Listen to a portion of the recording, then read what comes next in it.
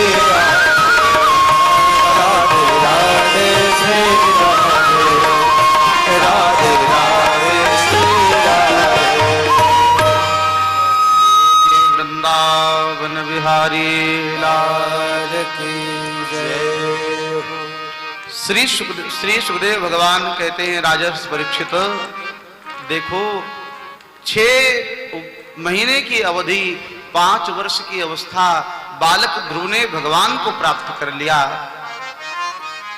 इन्हीं ध्रुव के पुत्र का नाम है उत्कल, और उत्कल के धर्मात्मा राजा अंग हुए हैं, बहुत धर्मात्मा और प्रतापी राजा।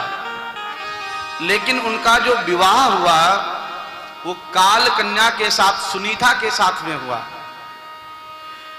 मात्र पक्ष बिगड़ा हुआ था, परिणाम उनकी जो संतान हुई वो नालायक हो गई, जिसका नाम बेन पड़ा है।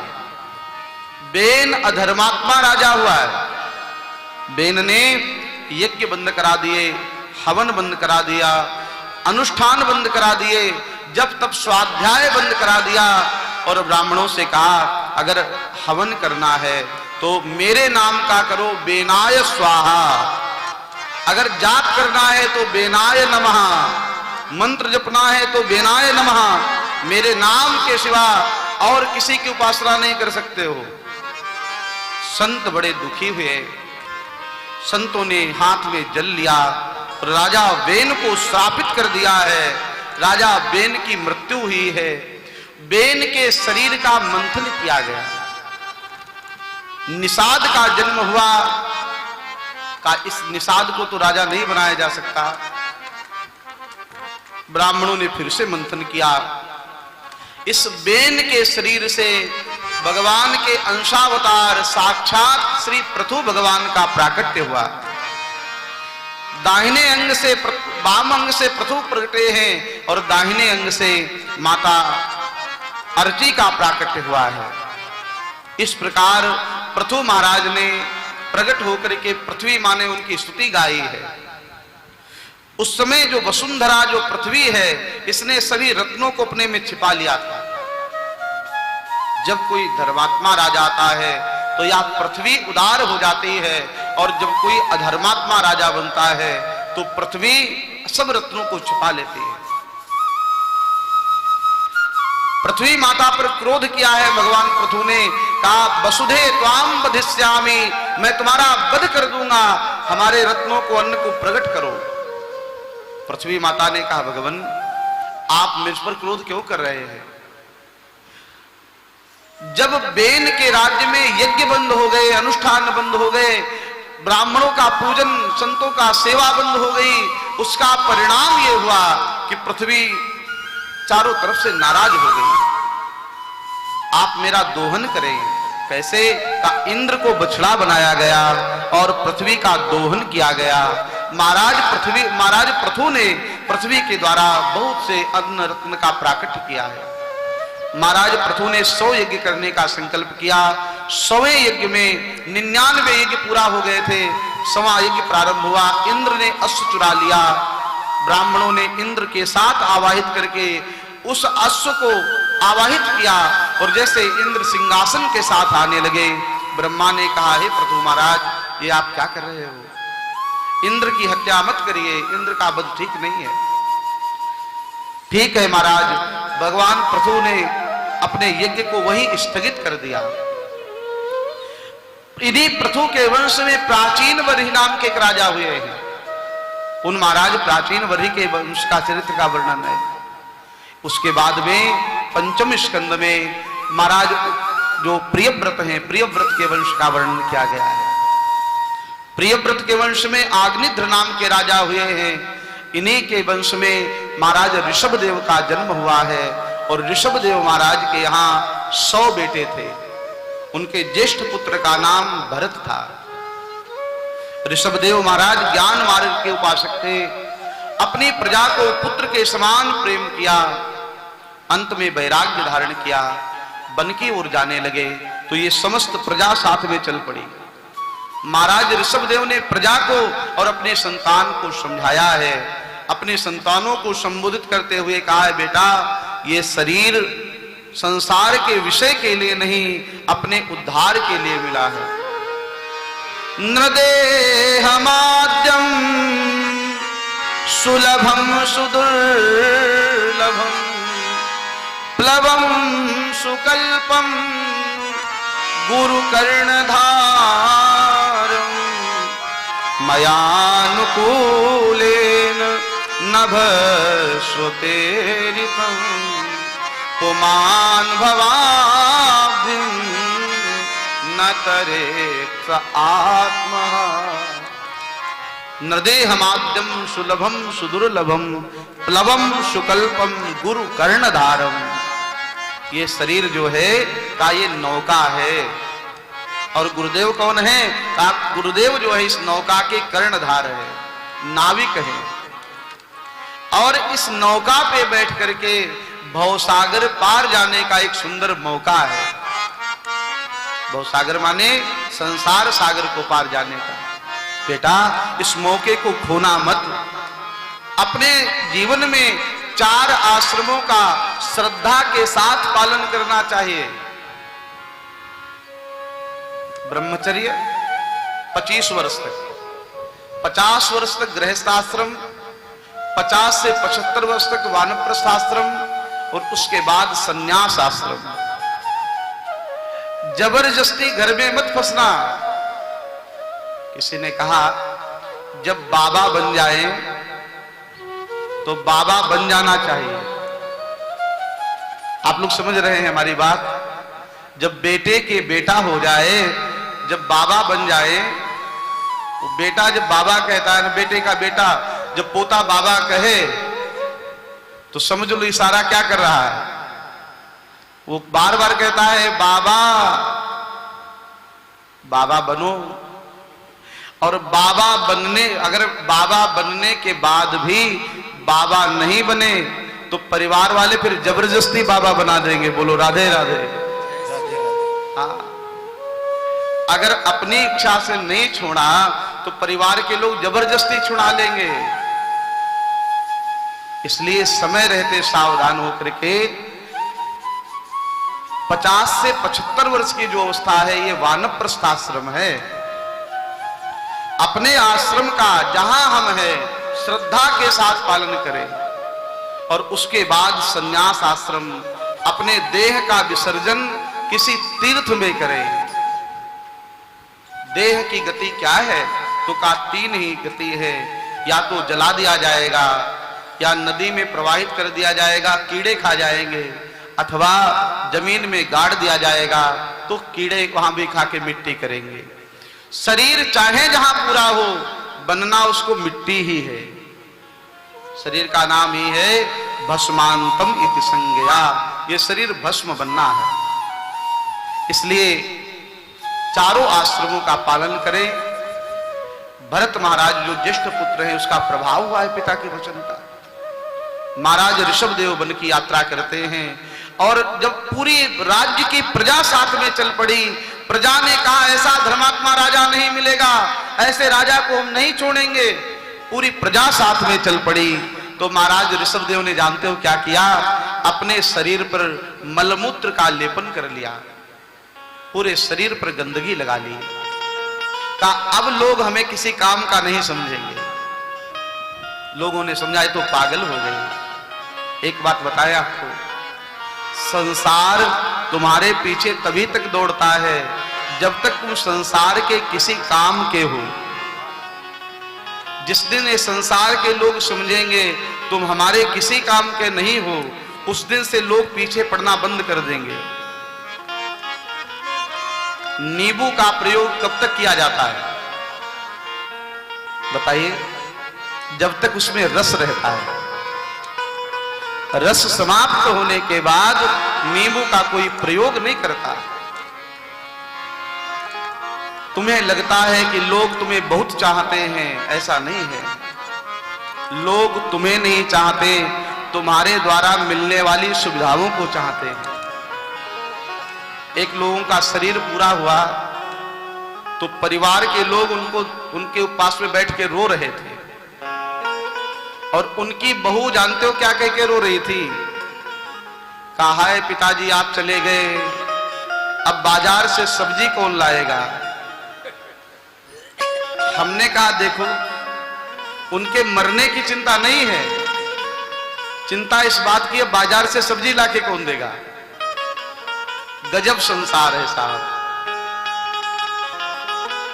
संसार के लोग तभी तक पीछे दौड़ते हैं जब तक उनके तुम किसी काम के हो।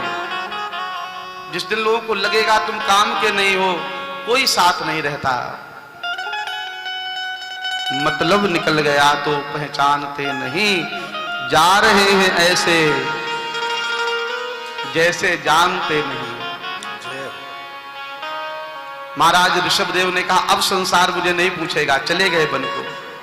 उनका अनुसरण किया अर्ह नाम के राजा ने, और यहीं से एक नया धर्म प्रारंभ हुआ जिसका नाम है जैन धर्म। जैन धर्म के जो सबसे पहले आचार्य हैं वो ऋषभदेव भगवान हैं। इनके जो पुत्र भरत हैं उन्हीं के नाम से भारत, अपने इस अजनाब खंड का नाम भारत पड़ा है। पहले इसका नाम था अजनाब खंड। हमारे यहां 3 भरत हुए हैं, दशरथ कैकेयी नंदन भरत, अयोध्या के जो भगवान राज दशरथ थे उनके पुत्र हैं महाराज भरत। दूसरे शकुंतला और दुष्यंत नंदन भरत, जिन्होंने बचपन में शेर के दांत गिने थे, दुष्यंत शकुंतला के पुत्र हैं, वो भी भरत हैं। और तीसरे ऋषभदेव नंदन भरत। इन 3 भरत के कारण ही इस अजनाब खंड का नाम भारत पड़ा है। भरत जी ने भी पिता के मार्ग का अनुसरण किया। इनके 9 भाई योगेश्वर बने, कबीर, हरिर, अंतरिक्ष, प्रबुद्ध, पिप्पलायनः। ये आज 9 भाई जो हैं ये 9 योगेश्वर बनकर के घर से निकल गए। इन्होंने विवाह नहीं किया। महाराज भरत ने अंतिम समय में अपने पुत्र को राज्य दिया है, गंडकी नदी के किनारे आके तप किया है। और एक दिन अंतिम समय जब चल रहा था, हिरणी का एक बच्चा, हिरणी को शेर मारने के लिए दौड़ता है, वह नदी में छलांग लगा करके पार जाना चाहती है। हिरणी तो नदी पार कर ले, लेकिन उसका गर्भस्थ शिशु पानी में ही गिर गया और उसका पालन भरत जी ने किया। उस हिरणी के बालक से प्रेम हो गया, वो मृग शावक से प्रेम हो गया और अंतिम समय वह हिरण भी छोड़ के चला गया। तो हे हिरण करते करते मृग मृग मृग, कहां है मेरा मृग कहते हुए भरत के देह छूटी है, प्राण निकले हैं, मृग कहते हुए मृत्यु को प्राप्त हुए हैं। अंते यामति सागति, अंत में जैसी मति होगी वैसे ही हमारा अगला जन्म होगा। मरते समय अगर मकान याद आ गया तो व्यक्ति को प्रेत बनना पड़ता है, मरते समय धन याद आ गया तो सर्प बनना पड़ता है, मरते समय कपड़े याद आ गए तो रेशम का कीड़ा बनना पड़ता है, मरते समय परिवार याद आ गया तो उस परिवार में याद आना पड़ता है, अंत में भगवान याद आ गए तो भगवान का धाम मिल जाता है। हमें तो चिंता उन लोगों की होती है जो कुत्ते की इतनी सेवा करते हैं, कुत्ते को साथ में ही खिलाना पिलाना सुलाना, उसका बाथरूम पोल्टी सब साफ करते हैं, 24 घंटे कुत्ते की सेवा। आश्चर्य की बात देखिए, गाय पालने में शर्म आती है लोगों को, कुत्ता पालने में अपने को गर्व महसूस करते हैं। गाय चराने में शर्म आती है और कुत्ते को टहलाने के लिए ऐसे निकलते हैं जैसे स्वर्ग जा रहे हैं। बोलो राधे राधे। कुत्ता लेटिन करता है तो साफ करते हैं, कुत्ते के पीछे पीछे चलते हैं और उसमें को अपने बड़े आदमी होने का गर्व करते हैं, हम धनवान हैं। पहले धनवान वो माना जाता था जिसके यहाँ गाय ज्यादा होती थी, आजकल धनवान उसे माना जा रहा है जिसके घर में कुत्ते ज्यादा हैं।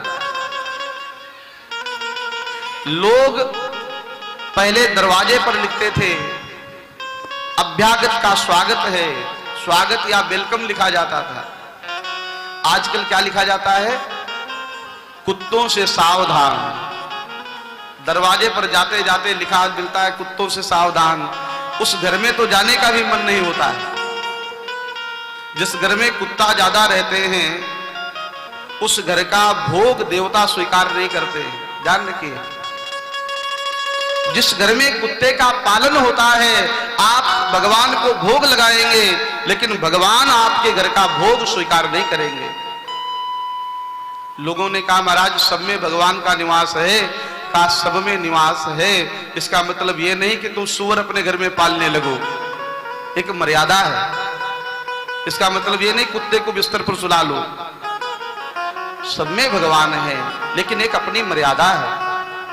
गाय को आप पालिए, गाय आपके लिए लाभकारी है, कुत्ते का क्या लाभकारी है?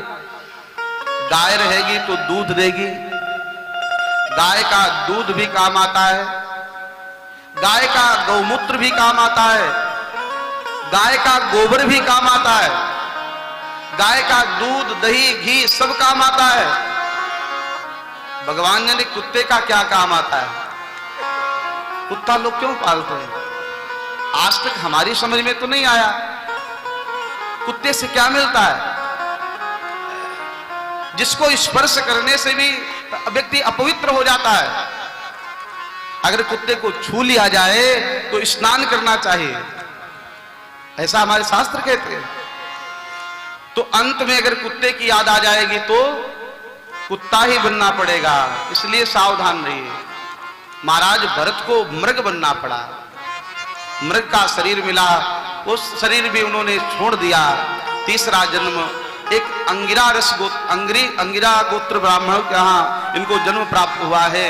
अंगिरा गोत्रीय ब्राह्मणों के यहाँ जन्म के बाद इनको तीनों जन्म की याद है कि मैं एक बार मृग से प्रेम करने के कारण मृग बन चुका हूं, अब किसी से प्रेम नहीं करते हैं। लोगों ने इनको पागल समझ करके नाम दे दिया जड़ भरत। राजा रहुगण से एक बार संवाद हुआ, पालकी में मचाया और पालकी लेकर के चले तो राजा रहुगण ने डांटा है। संवाद बहुत लंबा है, आप सब जानते हैं। राजा रहुगण ने कहा मैं तुम्हारी चिकित्सा करूंगा। इन्होंने कहा महाराज मेरे शरीर की चिकित्सा करोगे, आत्मा की? और शरीर को अगर दंड दोगे तो शरीर तो मिट्टी का है और आत्मा को तुम दंड दे नहीं सकते, क्योंकि मैं शरीर नहीं हूं। आत्मा को दंडित करना तो दूर, तुम आत्मा का स्पर्श भी नहीं कर सकते हो। स्पर्श करना तो दूर, आत्मा को तुम देख भी नहीं सकते हो। राजा किसे दंडित करने की बात करते हो?